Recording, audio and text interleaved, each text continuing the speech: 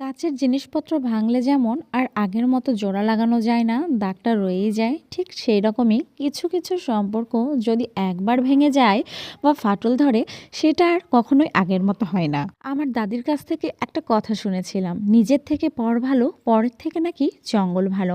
কথাটা সময়ের সাথে সাথে একদম বাস্তব রূপ ধারণ করছে, সেটা দিন দিন বুঝতে পারছি।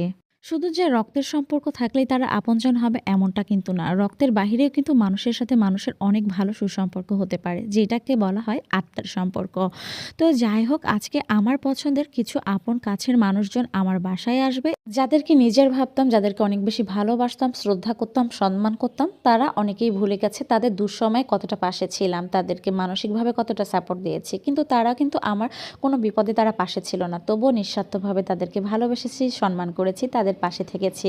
কিন্তু তাদের যখন সুখের সময় এসেছে, তারা ঢাকঢোল পিটিয়ে নাচ গান করে গোটা এলাকার লোক জড়ো করে মানে একত্রিত হয়েছে, তখন সর্বপ্রথম আমাদের কথাই ভুলে গেছে। কোথায় যেন বইয়ে পড়েছিলাম যে অন্ধ লোক যখন চোখে দেখতে পায় না, তখন সর্বপ্রথম সঙ্গী হয় তার লাঠি। লাঠিটাকে সে কখনোই কাছছাড়া করে না, কিন্তু যখনই তার দৃষ্টিশক্তি ফিরে আসে, সর্বপ্রথম সে লাঠিটাকেই ফেলে দেয়। তো আমাদের অবস্থা হয়েছে ঠিক সেই রকম। আমি ইভানের বাবা এবং আমার 2 সন্তান মানুষকে খুব দ্রুত আপন করে নিতে পারি এবং খুব ভালোভাবে মিশতে পারি। কিন্তু দিন শেষে সবার কাছে আমরাই ধোঁকা খেয়ে যাই। দিন শেষে বুঝতে পেরেছি যে যারা কখনোই ভালোবাসবে না, তাদেরকে কোনো কিছু দিয়ে বা ভালোবেসেও তাদেরকে আপন করা সম্ভব না। তাই এখন সিদ্ধান্ত নিয়েছি, যারা নামমাত্র কাছের ছিল তাদেরকে ভুলে গিয়ে যারা আসলেই মানে বাহিরে, তাদেরকেই ভালোবাসবো। কেননা তাদেরকে ভালোবাসলে আল্লাহ ভালোবাসবে এবং সম্মানও দিবে।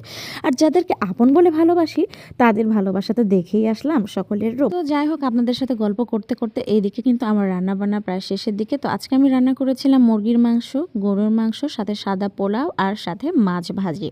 আমার শ্বশুরবাড়ির এলাকার থেকে কিছু লোকজন আসবে, তাদের জন্য এই সামান্য আয়োজন করেছি। এই মুহূর্তে কিন্তু ইভানের বাবা খুলনার বাহিরে ছিল অফিসের কাজে, তো আমি একা হাতেই যতটুকু পেরেছি তো ততটুকুই করেছি। আর এইদিকে ওনারা আমার জন্য অনেক ভালোবাসা দিয়ে এতগুলো পিঠা নিয়ে এসেছে আমাদের জন্য।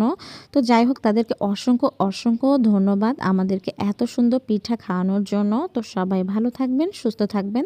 দেখা হবে নেক্সট ভিডিওতে। তো সেই পর্যন্ত সবাই ভালো থাকবেন। আল্লাহ হাফেজ, টাটা অ্যান্ড টেক কেয়ার।